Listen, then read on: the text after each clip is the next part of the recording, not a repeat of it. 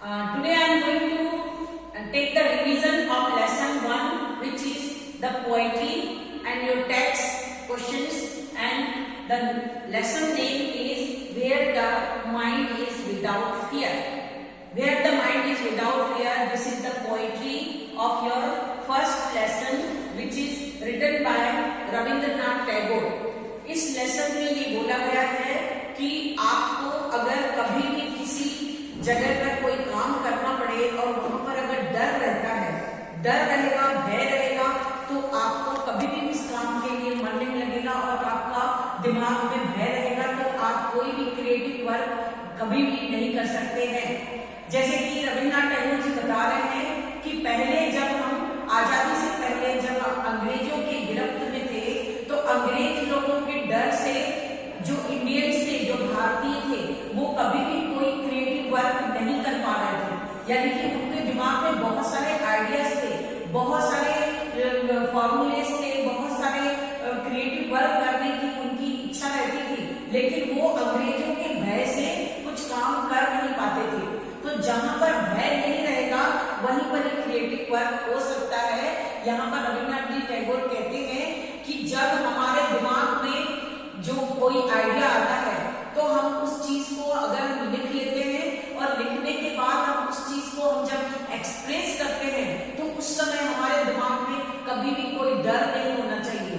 तो with confidence और without fear हमारे पास बहुत सारी चीजें हम क्रिएटिव वर्क कर सकते हैं.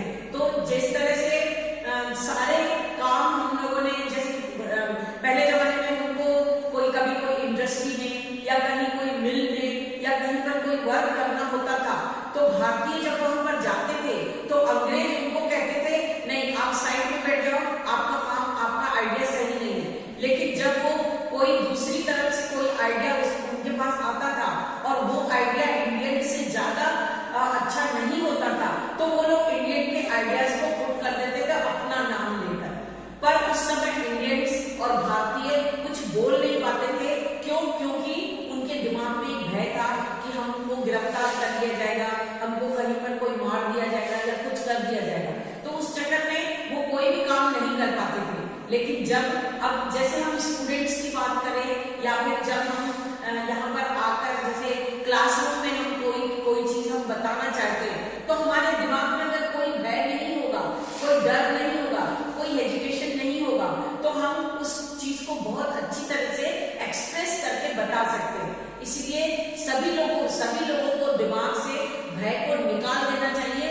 रविंद्रनाथ टैगोर जी कहते हैं कि कभी भी किसी दिमाग में अगर भय रहेगा तो वो क्रिएटिव वर्क कभी कर ही नहीं पाएगा. उसके दिमाग में बहुत सारी चीजें हैं, वो लिख भी अच्छे तरह लिख भी सकता है, सारी चीजें कर भी सकता है, लेकिन फिर भी जो विदाउट फियर वाला जो माइंड होता है वो बहुत अच्छा रहता है, क्रिएटिव वर्क कर सकता है, नए नए आइडियाज को डेवलप कर सकता है.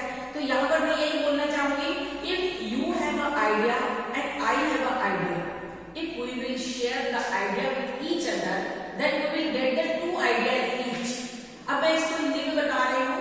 जैसे कि अगर आपके पास एक आइडिया है और मेरे पास एक आइडिया है, तो हमने अगर आइडिया को एक्सचेंज करेंगे तो आपके पास भी दो आइडिया हो जाएंगे, मेरे पास भी दो आइडिया हो जाएंगे. लेकिन अगर आपके पास एक कॉइन है, if you have a coin and I have a coin and if we will exchange the coin, then we will get the one coin each.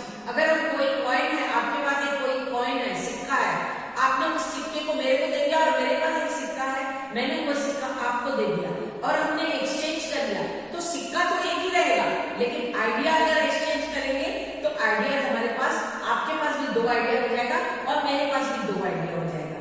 तो इस तरह से अपने आइडियाज को शेयर करते रहिए, लेकिन अपने दिमाग में भय को बिल्कुल निकाल दीजिए. अब हम आजाद हो चुके हैं, हमारे दिमाग में कोई भय नहीं है, कुछ भी नहीं है. हम जितने ज्यादा भयलेस यानी कि विदाउट फियर रहेंगे, उतने ज्यादा हम एक्सपर्ट बनते जाएंगे, उस फील्ड में एक्सपर्टाइज होते जाएंगे और हमारे आइडियाज सब फॉलो अप होते चले जाएंगे.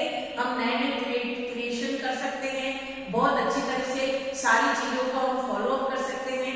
लेकिन इसके लिए आपको दिमाग से भय को हटा देना चाहिए, तो आपका दिमाग बहुत अच्छी तरह से काम करेगा. ये ज्यादा कोई बड़ा लेसन नहीं है, एक पोइट्री के रूप में रविन्द्रनाथ टैगोर ने अपनी बातों को एक्सप्रेस किया है।